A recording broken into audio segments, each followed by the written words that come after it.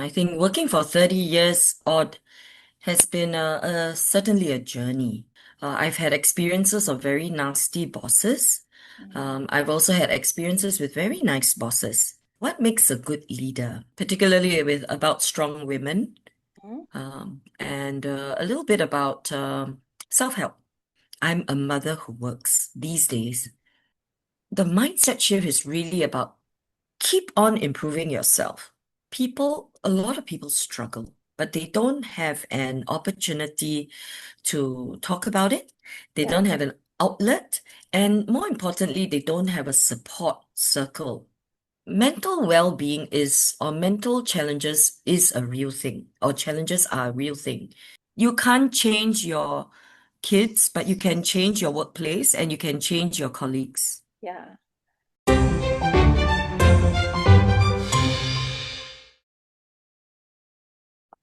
A very warm welcome to Learning Lounge, where leaders share, a space where we explore human side of leadership, not just achievements, not just titles, but the heart behind the work. Today's conversation is deeply meaningful to me. We have with us today a very dear friend of mine, Josephine Ong. What I love about her is that she addresses me as sister with all the love and compassion one can possibly put and bring into any conversation. So, thank you for all that love, Joe. Truly humbled to be addressed by sister by you every single time. Josephine is a passionate advocate for human centric leadership, someone who believes that leadership must begin with care, kindness, and respect. Her philosophy, AIR, authenticity, inspiration, and relevance, are the principles that she believes are as essential as the air we breathe. What makes Jo's leadership truly profound is the life that she has lived. She is a breast cancer survivor, she is a bereaved mother, she has transformed personal pain into purpose. These experiences have shaped her resilience, dependent on empathy, and strengthened her commitment to creating safe spaces where people feel seen, heard, and valued. She's got over 30 years of multidisciplinary experience spanning education, branding, financial services, coaching, corporate affairs, nonprofit. Am I missing anything, Joe? Um, Just Joe, go on. yeah, Joe brings both professional breadth and the emotional depth to every single conversation. And that is primarily one reason I requested her to be on this podcast.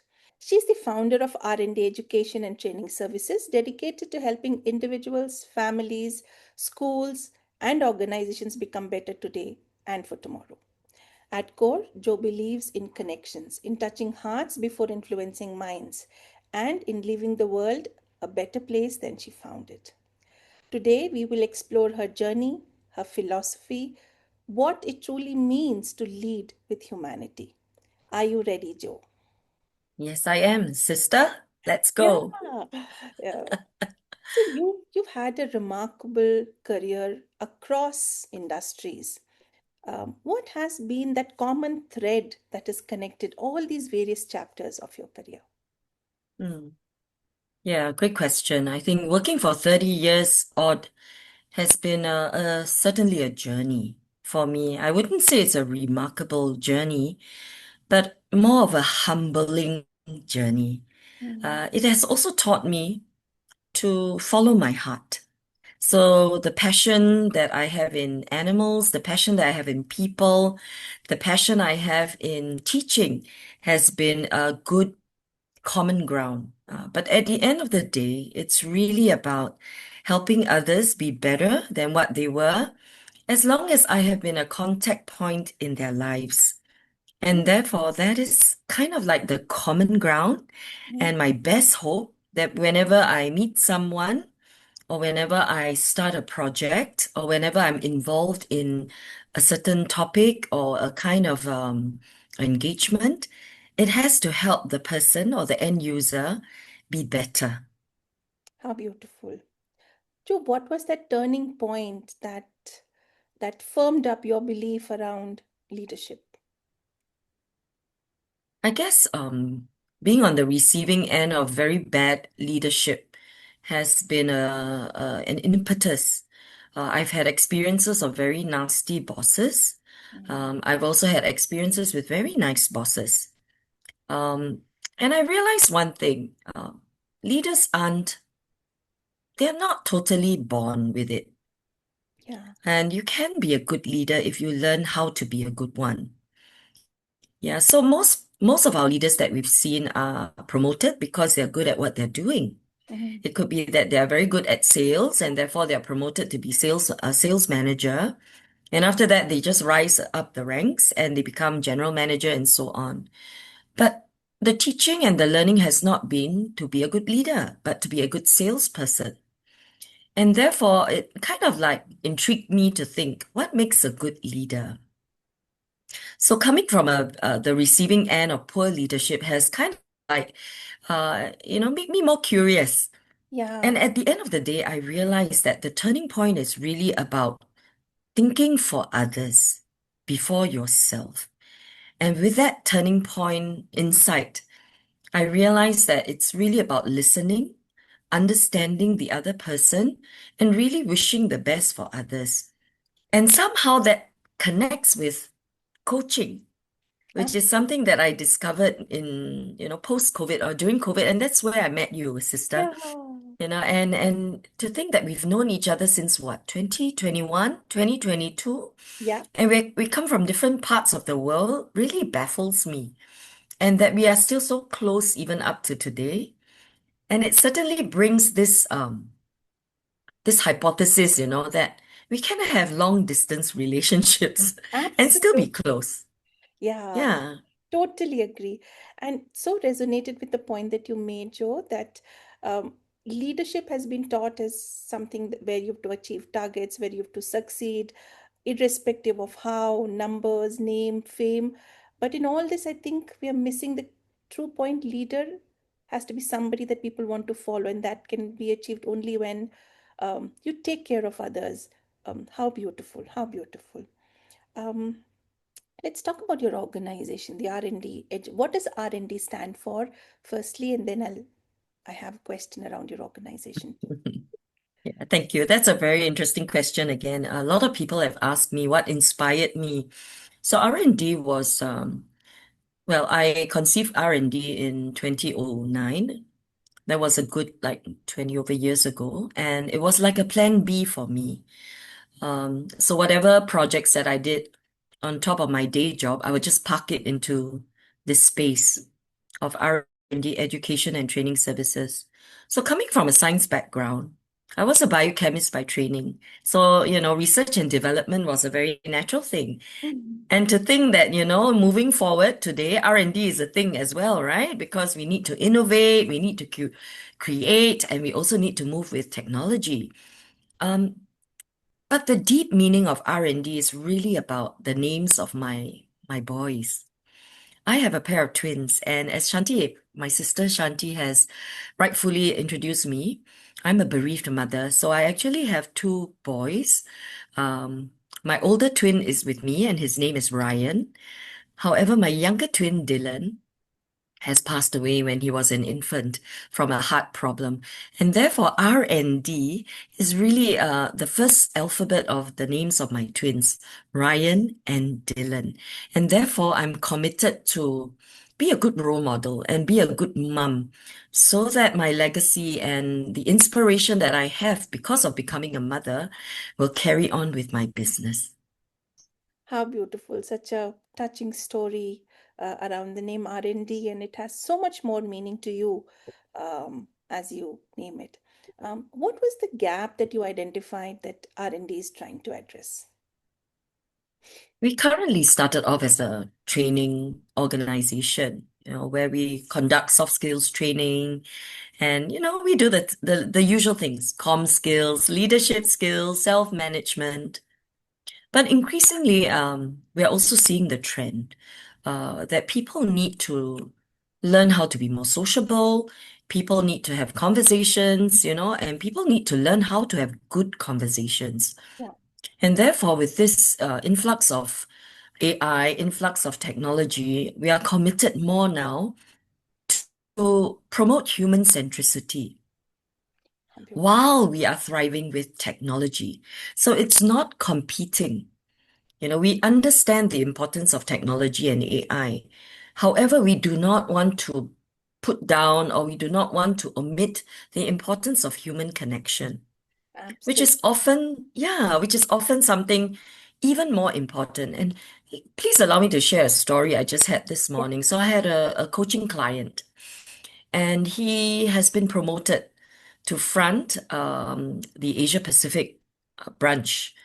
And he was the head of a department, and he's now promoted to MD, and he will take on the helm in April this year. Hmm. And he, as a head of his department, he was very human-centric, and every time where his team needed help, he would always be there to help solve problems, Hmm. IT problems, right? So whenever they needed help, oh, advice, they would just go to him. So he was the go-to guy. However, now that he's been given a bigger task to helm the whole company, Hmm. you know, things change, right? Things are no longer operational, they're more strategic. And his coaching topic with me was, how do I then grow the company? How do I then become from, manager to leader? Hmm. And it's a very interesting thing, and I was thinking to myself, this guy has probably more experience than I do in leadership, coming from where his background is. However, through our coaching conversation, we recognized that it was really about how do you then become very human focused, Hmm. anchored by strong values. So we discuss about his leadership philosophy. We discuss about different models on how do you manage people through change and things like that. And the common ground was really about listening and understanding one another. And he said one thing to me very clearly. He said, Joe, I know that problem solving I can do it, right? Anybody can ask me, I can problem solve very easily. But nowadays, people problem solve by texting, Ah, emailing. yes. And he said, for the life of me, sometimes problems are solved just by asking and talking it out. So true. So true. Conversations. So true. And you can do it even faster than texting, emailing, going to the chats and stuff like that. And he said he wants to bring back that culture of just talking it out to solve problems. Brilliant, brilliant. I'm sure it must have been a truly transformational conversation for me. I can already sense the depth at which the conversation was held. Wonderful. Let me switch gears here, Joe. And I typically have this section that I like to call this or that. Primarily, I'll give you two options, A or B, without thinking. Don't spend too much time. Quickly, whatever comes to your mind. Yeah. And for some while, I'm going to be looking at my screen so that I'm reading the this or that uh, clearly. Yeah. All right. Heart-led decisions or head-led decisions? It depends, but on a quick answer will be heart-led, Heart-led. Hmm. Quick reflection or meaningful conversation? meaningful conversations. Hmm. Are you an early morning person or a late night person? I would like to think I'm early, but I think um, by by evidence, I think I'm a night person. Yeah, I like that. I would like to think I'm a person. Yeah. All right. Tea with a friend or solo coffee time? Mm. Could I have solo tea time? Yeah, that's allowed. That's allowed. All right. Uh, planning ahead or flowing in the moment? I tend to flow in the moment. I realize that. Mhm. Nothing wrong, but I wish I could do a bit more forward planning, but I tend to flow In the moment. And that's and what float and float at the same time. lovely, lovely. Yeah. Comfort food or comfort books? Mm, comfort books. I'm not a food person. What kind of books do you read? Mm, basically anything that inspires me. I like reading autobiographies, Mhm, particularly with about strong women, mhm. and a little bit about self-help. Hmm. Wonderful. Mentoring or coaching? Coaching. All right. Mountains or the seaside? Mountains. Mhm. And handwritten notes or voice messages? Handwritten notes, for sure. For sure, right? It has got that charm of. Um, I still remember days when we used to have pen pals. It's not something very common these days. And I'm still connected with one of my friends in Johannesburg. I started when I was 14. We started to write on small postcards and send across. And it would Yes, take weeks to reach. And then she would yes, respond back in a month, I'll get back a response. But it was yes, just such wonderful times. So absolutely handwritten notes. yes, yes. All I right. had a pen pal too, but my Yeah. pen pal and I, yeah, it brought back a lot of memories. But, for the life of me, I've forgotten, and yeah, she was also from South Africa, if I'm not wrong. Yeah, it was very exciting. I wish I could connect with her again. Yeah, um, in fact, I've seen what she looks like now on Facebook. Uh, Oh, wow. because at that time there was no Facebook, so she would send me a picture every year. Her New Year card would be a picture of her family with a message written on the back. So that's how I, Yeah. I started to follow how she's growing. And then there was this long gap between us, and I found her on Facebook, and I now know she's a Oh, big mother, and uh, we were sharing stories of our teenage kids a few years ago. Yeah, I know. Wonderful. wonderful. Um, when we were talking earlier, you have spoken about this difference between a mother who works and a working mother. I really loved that distinction. Can you share what that difference means to you? Yeah, thanks for picking that up, sister. It means a lot to me. It really has to do with the position of the words. A working mother is what we commonly call ourselves, right? Because we are mothers and we are also working and so on.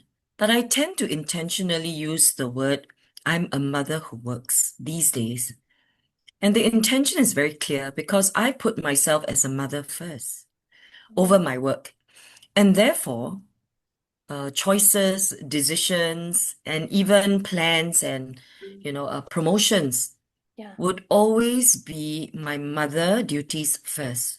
For example, when my kid was really young, and because I lost one, I decided that even though I was a career person, I decided to put my career on hold. Mhm. So I kind of cut down my load to half load. And Yeah. then subsequently, I decided to leave the organization just to pursue my own thing. It wasn't easy at all, the decision, as you see Yeah. your peers moving on, and when you had to give up opportunities for promotion and even opportunities for learning, which can be a lot of money saved, when you have your organization to sponsor you for master's programs and things like that. So it was a huge decision.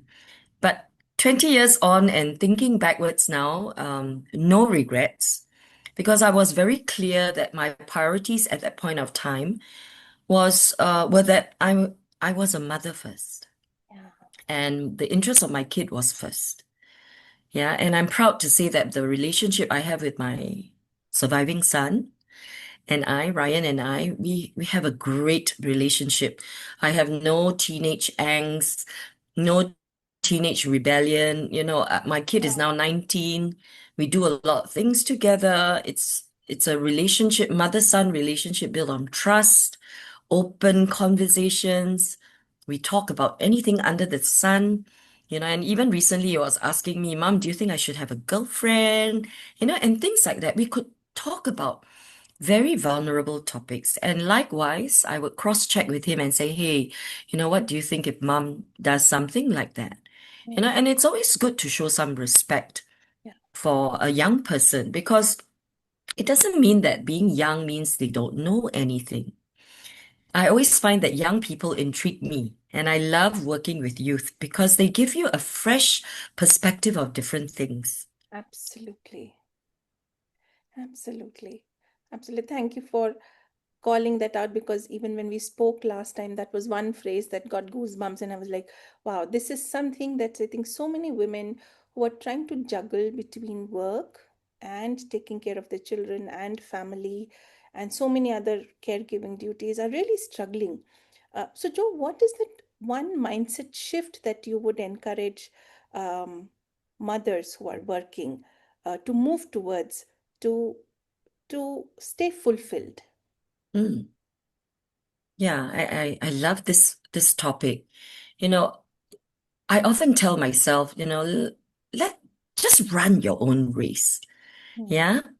And it doesn't mean that when you give up to be a mother, you give up your own personal careers and goals. It doesn't mean that you're giving up for good. It's just at that point of time.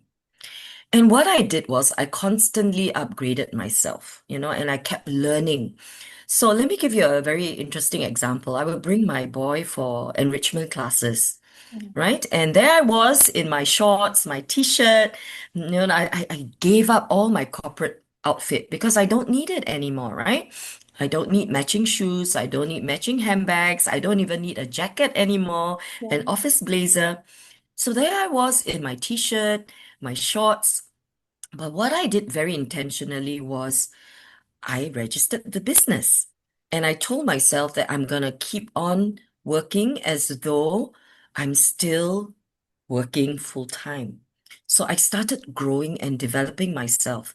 Any topic that interests me, I would learn, I would read, I would have notebooks of information. And now that we have Chat, GPT, and AI, I can just scan all my handwritten things and I say, can you put it into a, a worthy authored book about leadership? And then I've got all my content ready. So I can be Wow. an immediate author now if I wanted to. I can at least pen, 20, 10, 20, 30, 40 books now if I wanted to, right? Because all the content has been built up since my kid was an infant and, when I was doing my mothering duties. Yeah. Yeah. So the mindset shift is really about keep on improving yourself, right? Keep on making sure that you are staying on top of things and being your best version Hmm. while you are balancing being a mom, even if you are taking a career break. Just be Absolutely. confident of who you are as a person, and you'll get there. I'm loving the conversation. Curious Joe, when are we getting to read your first book? Ah, I've actually written 6 books. They're all on Ah, Amazon. they're all on Amazon. Love. Yeah, I actually wrote them during COVID. So during the lockdown in Uh, 2021, 22, I told myself, let me pen 12 books in a year, one ah, a month. And that was before any form of AI. So ah. it was really from the head to the hand and to the keyboard. So it's all available in Amazon.com. And however, I only did 50%, but it's okay, right? If you aim for the stars and if you get the You'll clouds, it's reach the fine. mountaintop. Absolutely. Absolutely. Yeah, Yeah. yeah. Which of those six books is your favorite? Do you want to call out the name for our Well, I have a couple of them, but there's one that I really like to talk about it is Let It Go Parenting. It's ah, about coaching your kids to success and happiness. So that's one of it. hmm, And it's a combination of solution-focused coaching and positive parenting.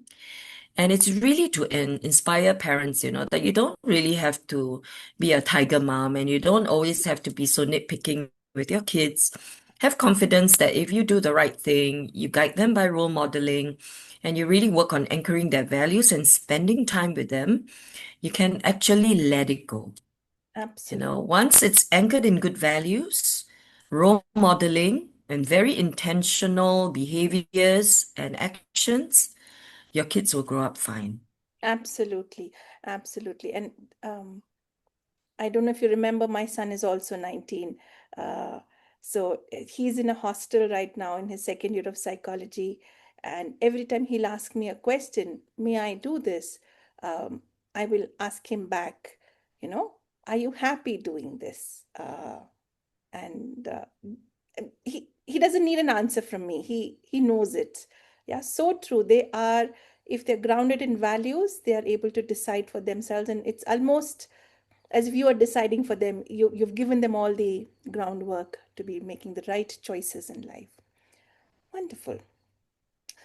Next up, Joe, you've championed emotional wellness in your training, in your teaching, in your programs. What inspired you to make emotional awareness a core part of your curriculum? And if you can share a story or two of the impact that it has generated? Yeah. Um, Maybe we talk about what's happening now and then we work backwards. Sure. So on Thursday, we'll be running a public run series of human library talks Mhm. with the National Library Board. And it's going to be bi-monthly. So it's a little project that I propose. And I was very blessed to have the librarian to support my project. So what we do is we invite people from rough backgrounds and to share their stories of resilience. Mm. And this is kind of like an opportunity for them for unsung heroes to talk about their struggles. But more importantly, it is also a way where we show people that we know that you're struggling out there. It's just that, we're not high profile, we're not autobiography authors and things like that. But there are people out there who are doing great things on their own Mm. without us knowing, right? And they're really struggling. So, hence, we realize that a lot of people struggle, but they don't have an opportunity to talk about it. They Yeah. don't have an outlet. And more importantly, they don't have a support circle to let them know that, hey, you're not alone. So a lot of my programs are anchored by, firstly, um, self-leading, meaning how do you then manage yourself? Not only the task, the time, but how are you showing up emotionally? I Mm. think that's also very important. Um, I agree. as a breast cancer, yeah. So as a breast cancer patient, I mean, just sharing some health issues, uh, mental well-being or mental challenges is a real thing, or challenges are a real thing. In 2019, I struggled from panic attacks. Mm. I will cut the story really short because it was something that happened to me when I was driving, right? And then after that, I went into an outblown of rashes and I was warded for chest pains and things like that. So it just kind of manifested, everything just came out. Yeah. And it was a very, very traumatic experience because I had to stop by the roadside at the bus stop, flag a stranger to call the ambulance, Mm. so that I would be whisked off from my car into the ambulance so that I could get that chest pain attended to. Yeah. And ever since then, I dare not drive for a good 6 months, and I didn't even want to go out. Mm. So imagine someone like me, right? A lot of people think that, oh, Joe, you're a very strong woman, breast cancer patient, and things like that, bereaved mother.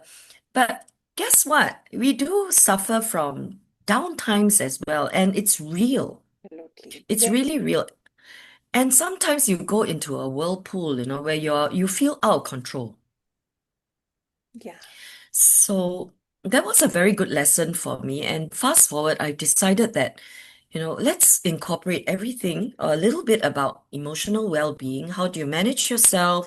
How do you distress? How do you overcome or prevent burnout? I think these little handles are important because you never know when it will strike you. Yeah. And when it does, at least you have some simple handles. For example, breathing. I never realized how important breathing is. Just simple breathing. But there's so much science behind the importance of breathing, just taking deep breaths. Yeah. So that's why I've incorporated a lot of simple EQ, emotional well-being, self-managing, a little bit about being kind to yourself in all my programs from now. How humbling, how humbling. Since you've done so much of study and research and endured a lot yourself, Joe, can you share for our viewers a few tips on being able to uh, manage their emotions better? Breathing was one of it. What's the right way to breathe, and any others that you can share? Hmm. I think I like to take it like before, during, and after. Yeah. I think if we were to research, there are many, many ways of breathing techniques and things like that, right? And there are many, many tools that will help us. For example, you can watch the YouTube video and they'll teach you how to do the box breathing technique, Yeah. right? Hold your breath and things like that. So I'll leave all the research to you. But what I normally do is to think of before, during, and after. So before is really the first thing is not to pack in too much, Mm. not to pack in too much and to really learn how to let go a lot of things. Um, Choose the right battles to fight. I think that's important. And also understand your own threshold. If you know that, you can only do like two things in a day, then break it down. Yeah. Don't pack too much. Don't overwhelm yourself. Be conservative and important is to be kind to yourself. Yeah. So choose your own battles, choose the right battles, and then after that, try to cut down and don't overwhelm yourself with too many things. This thing about multitasking is really a thing of the past. There's no Yeah. such thing about multitasking. I don't believe in that anymore. Because when you're multitasking, you're just, throwing your arms all over Overwhelming the your brain. place. Yeah. Yeah. I think focus work really means more. Especially now when I'm designing curriculum and I'm also training, right? So there's a lot of time that you need to sit down and you need block time to work on your curriculum. And if you don't have that focus time to focus, or rather to concentrate on your curriculum, your content, the flow, you're not going to do a good program or Yeah. session. So I've learned that focus on what really matters. Yeah, try to do away with distraction. So it's really a discipline. Bite Mm. what you can chew. Yeah, and be kind to yourself, right? Choose the right battles to fight and let go the rest. Yeah, so that's before. Yeah. Then after, we won't go into the middle yet, but after Okay. that, it's very important is to do some self-reflection, Mm. and to pick up the little wins of how you have overcome the little challenges. So yesterday I had a training session and I did feel very well. It was a 3-hour workshop, and I didn't want to show up. It was so tempted to, just message my partner and say, look, I'm not feeling well. I feel feverish. I don't think I should turn up and things like that. But I made it a point to show up. Mm. And equally, she was also not feeling well. Oh, So I'm glad I was there to partner and also to be that accountability partner and support system for her. But at the end of the day, I looked back and I said, okay, and started reflecting what went well, what didn't.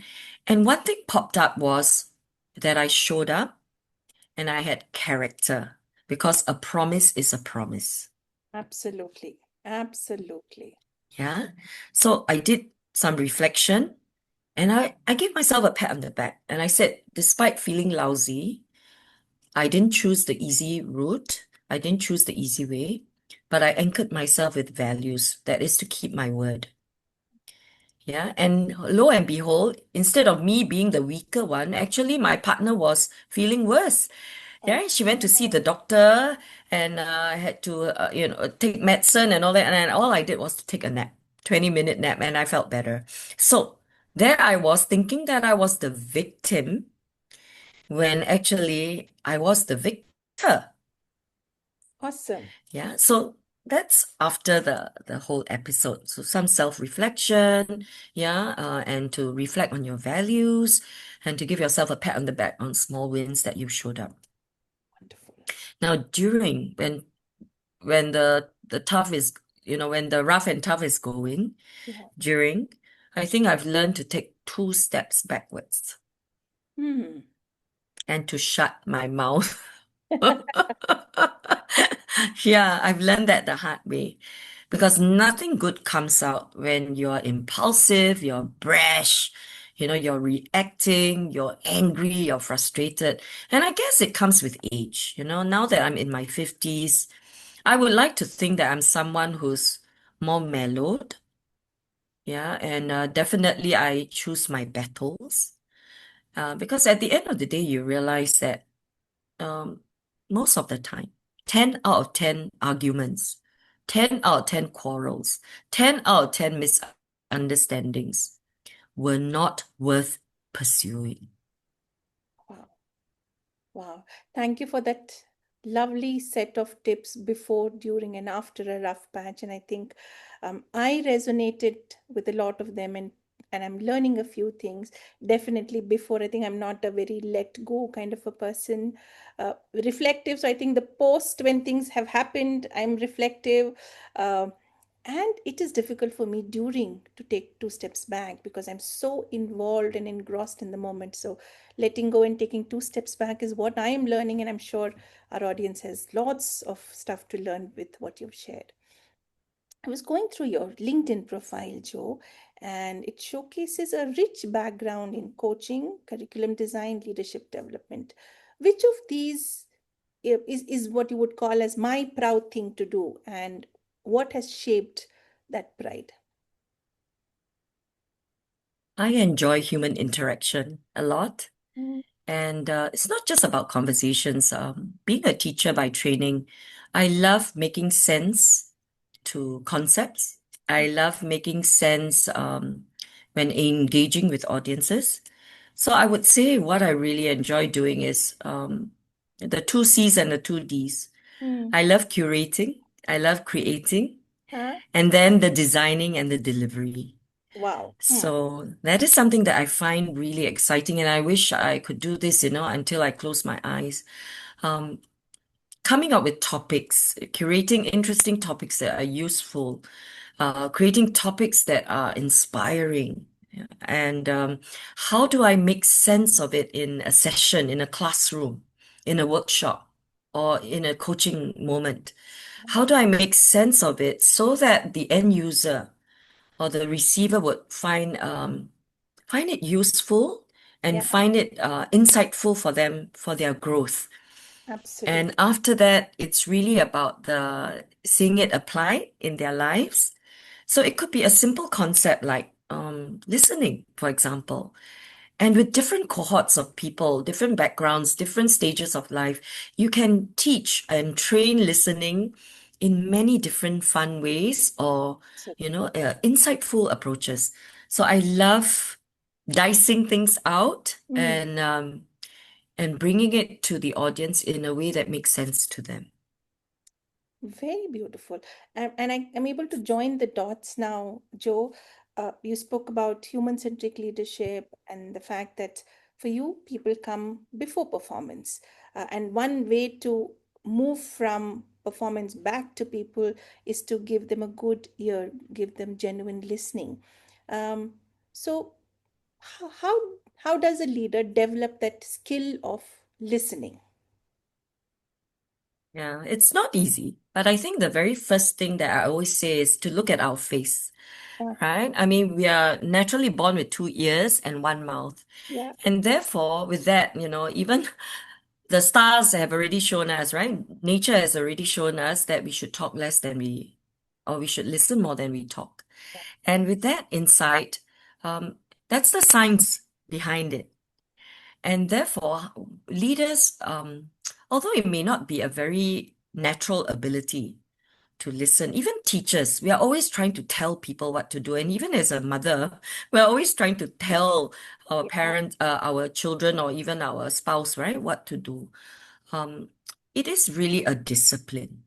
absolutely. And to truly listen is really to come from the heart and say, look, I'm really interested in the person.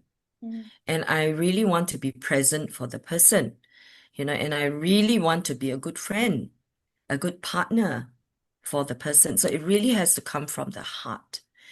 And after that, it comes from the head, right? What do you need to do? You really need to purge everything that is in your head, all your experiences, your background, your knowledge, right?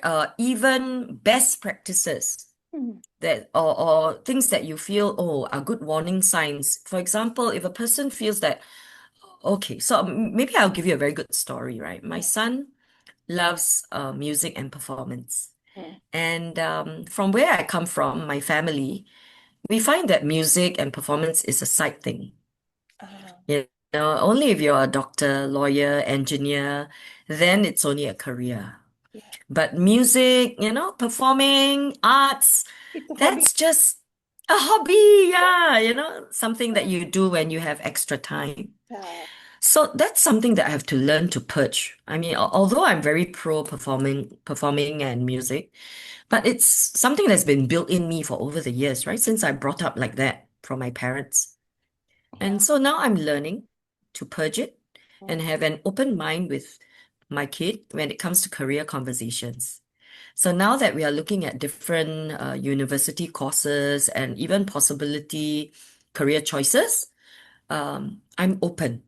So he says, Mom, I just want to do a bit of this. I just want to do a bit of that. Maybe teach drums, then do a bit of that. And then, so my head says, fine, do Yeah. what works for you, right? Yeah, so that's really listening.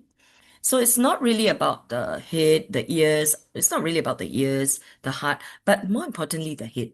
Purge everything, your judgment, whatever you're used to, whatever you know, and truly come in with a blank sheet of paper. Awesome. Awesome. So you spoke about what can leaders do to listen. But for listening to happen, we need to create spaces where others feel safe to speak up, share, and talk. Um, what what can leaders do to create that space where people feel safe to speak up? Mm, yeah. I The first thing that came into my mind is really timing. Timing and time. It takes time to build trust. Yeah. You know, I think a lot of people think that, oh, just because I want to listen to you, therefore I should listen to you, because I'm your boss, let's create a safe space, and talk about it. Let's do it now. And things like that. I find creating safe spaces and trust takes a lot of time. Agree. And it also, yeah, and it really has to be very intentional as well. But more importantly is role modeling. Mm, If a person sees that you're a person who has good values or you serve with excellence, right? Chances are people are more open to listen to you and to talk to you because you're a worthy person whom they respect. They notice that you are very intentional in your actions, your behaviors, you have good morals and values wherever you show up. yeah. So I think role modeling is very, very important, right? Whether it's a classroom, at home, or in the office space. Um, so role modeling, creating the right time, Mhm. creating or giving time for the relationship to build is also important. Yeah. And more importantly is also uh, the ability to keep things confidential Mm, uh, in the best possible way. Let me just give you an example. I know sometimes the word confidential and safe space can sometimes be used loosely, right? But the world is very small. The world is indeed very small. And if you know that it's something that someone has entrusted you to keep it confidential, whether it's to your family members or even to people who are very close to you, I wouldn't even share mm, because it is something between my coachee or my client or my audience, right? And then we've agreed to keep it within the four walls. yeah, So I don't discuss matters with my family members, and neither do I discuss it with my close friends because I think this is something that we need to sacredly keep. agree. Agree. Yeah.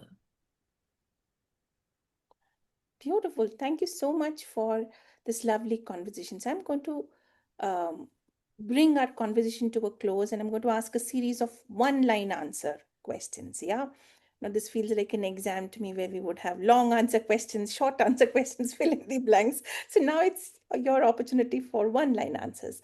Um, one word or phrase that defines Joe today.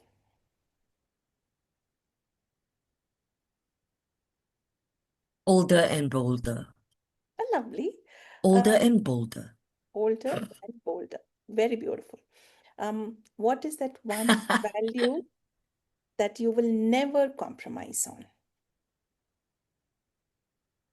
Respect. Beautiful.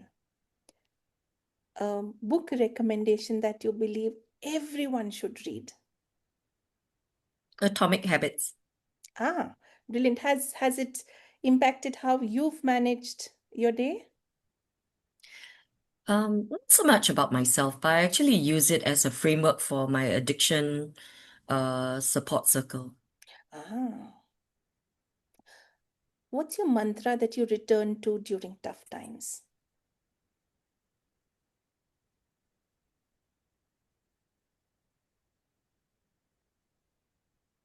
Hmm. There are a few. Mm-hmm. There are a few of them, but I think the most impact and easy one would be bounce back. And how do you bounce back?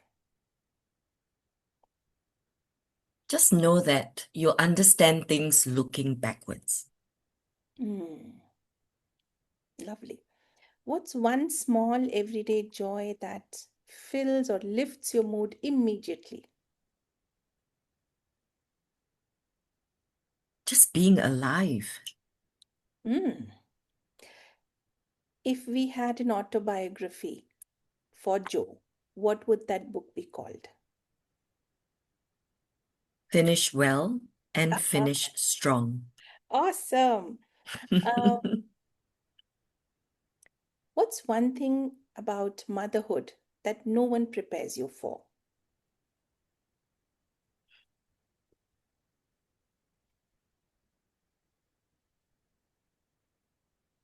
I think it's worse than working. I agree. I Yeah. agree. I And agree. yeah, and it's not as though there's accountability or you can't you can't change your kids, but you can change your workplace and you can change your colleagues. Yeah, yeah. But your family, your kids, is You can't choose. you can't choose. So beautiful. So good. If Joe were given an opportunity to choose a different career, what would she choose? Mm, I think if I was in better health, I would probably spend more time with animal respect. Mm-hmm. Working with animals, that's another part of me, which is also anchored in my values Mm-hmm. of care, kindness, and respect. So, whilst I'm busy with all my other work, I also want to advocate more kindness, more care, more respect for the other beings that we share the world with, Yeah. whether it is flora or fauna. But I think we should treasure the world, treasure our earth a bit more. And because we're sharing it, it's not I like ours. it. Yeah. I think humans have forgotten. They've just taken Mother Earth for granted. Um, Yes, yeah. yes. Lovely. Any final word to our viewers before we close? Uh, yeah, I guess just a word of encouragement to everyone who's hurting, struggling, or maybe just going through a tough time. You know, um, just just keep on going. And I always say this, let's keep going, Mm. let's keep growing, Mm. and let's keep glowing. Oh, growing, going, glowing. Oh, brilliant, brilliant. On that phenomenal 3G note, it was a pleasure to have you, Joe. As always, I enjoy conversations with you, but this one has been special. Thank you. Thank you, sister. And I'll catch up with you again. Yes, please.